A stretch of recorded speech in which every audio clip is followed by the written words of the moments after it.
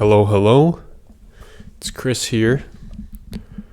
Today, we will be discussing Where Are You Going? Where Have You Been? By Joyce Carol Oates. It's dedicated to Bob Dylan. What? So Joyce Carol Oates is a writer. She's been active since the 60s. And she's an American writer. And this was the first short story I have read by her. She's quite a prominent and prolific writer. So I felt like I had to get into this American writer to have a better grasp of American literature, especially modern American literature.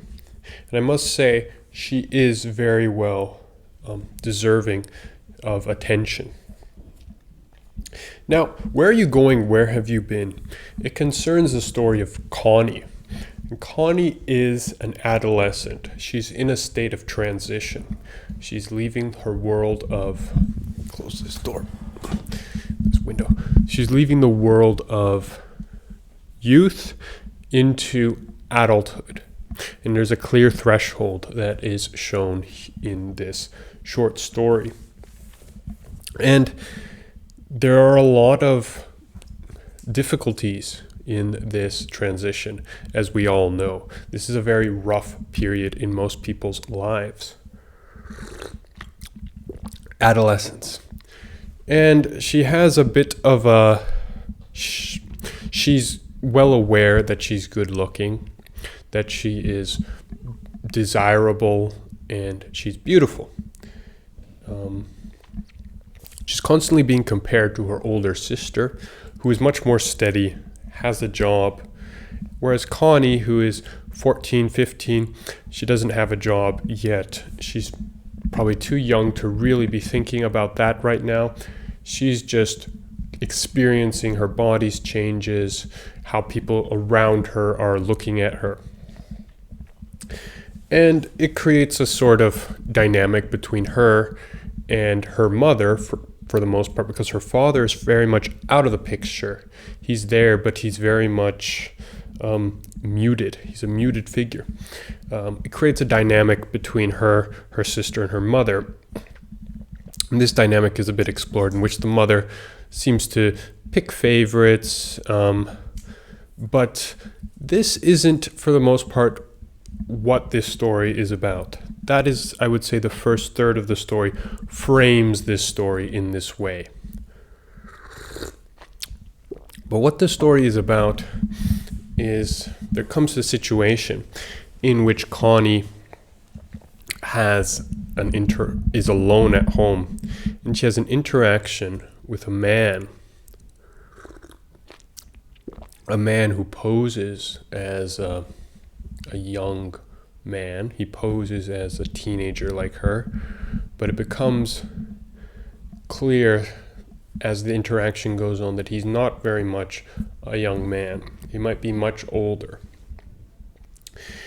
And this is where the story begins to take a metaphorical turn, an abstract term. The man himself, Arnold Friend, which some people have indicated may be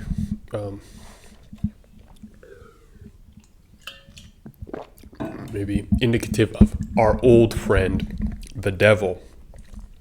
Arnold Friend, he is much older than a young man, but he tries to pose as a young man, and he has had his eyes on Connie, and he knows a lot about Connie and her life, where she's been, where her friends are going to be, and that's why he shows up at the house when Connie decides not to go to a barbecue with her parents.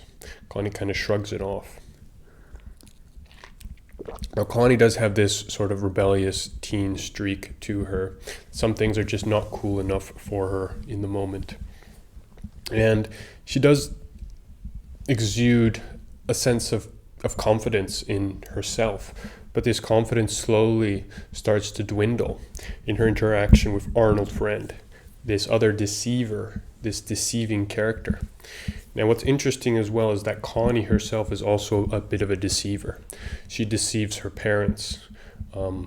They drop her off somewhere in the mall, and they end up going somewhere else, somewhere completely else, and to talk with boys, to be around boys.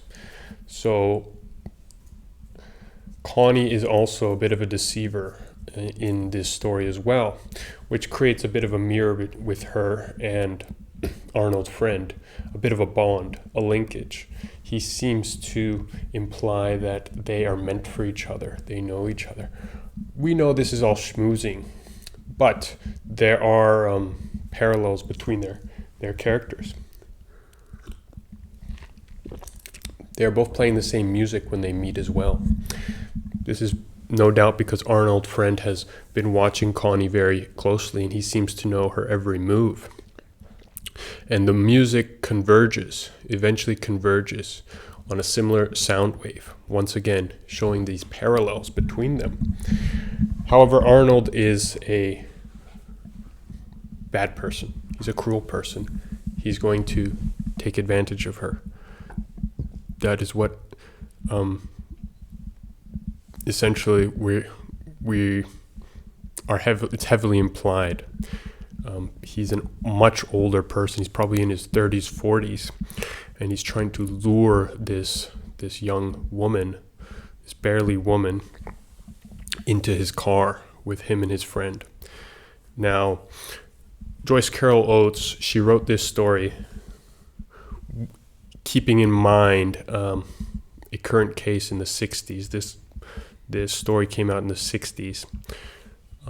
There was, at that time as well, a very prominent murder case with Charles Schmidt, who was a young man who essentially targeted and murdered a few young women. And Joyce Carol Oates took that case as a bit of an inspiration. She also took Bob Dylan's song, I forgot exactly the name, it's All Over Baby Blue, as an inspiration. Now, she dedicated her short story to Bob Dylan because of that song. And in that song, I've heard of it, it seems to imply both a sense of a breakup, but also a sense of helplessness for a woman, an end to something, complete end that she is unable to stop. And that's exactly what Connie is feeling here. There's an end to her old life, her young, youthful life. And instead she's entrapped in this horrible dynamic with Arnold. This character Arnold, who himself, there are a lot of signs that he's an alien character, that he's not really he seems otherworldly in many ways. He has a golden car. How many people do you know have a golden car? Golden and metallic car. He speaks in ways that seem like he's attempting at being a human, attempting at being a young man. He's dressed kind of a bit too perfectly, in the sense that it's too manicured. He's trying to fit this certain mold, but he comes across as very alien. He's wearing shoes also that don't exactly fit him, and they're adding an extra 10 inches, it looks like, on his feet. We think of some of these things now, these elevated pads that many men use to gain more height. But Arnold is wearing these as well in his boots, and when he's taking them out, it very much looks like he's wearing hooves or something. His legs are contorting in strange ways. So he's very much seems to start to take up the image of an alien and foreign character. Everything throughout this interaction starts to become stranger and more abstract as well.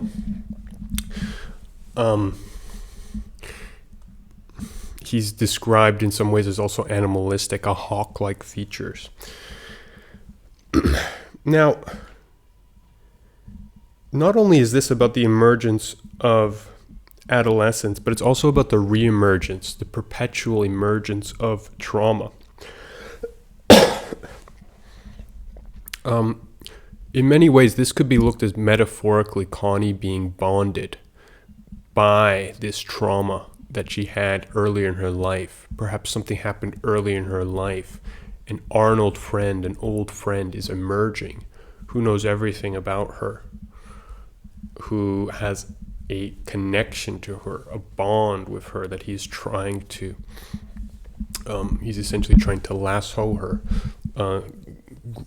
essentially bring her into his fold, and he's reemerging. It could be looked at as this way, in a very metaphorical way, about the perpetual nature of trauma, how it sort of reemerges, but also about the perpetual fate of women in the sense that they're going to be bonded by a man, which is an incredibly dark point to put it on. I don't exactly believe perhaps in that point, but some people could see that this is the fate of Bonnie, and just like it will be the fate of many other people who enter into relationships, it's very difficult perhaps for women to get out of them. And for Connie, the worst comes, and we know that the worst will come. It's not detailed, anything like that.